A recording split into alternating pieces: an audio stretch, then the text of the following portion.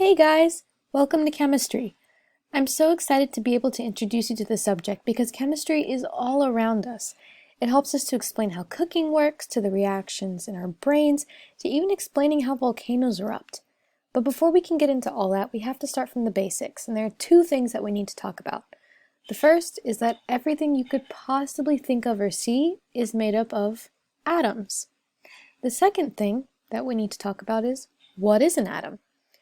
Well, every atom has three specific parts that we need to know about. And this thing in front of you, this model, is an atom.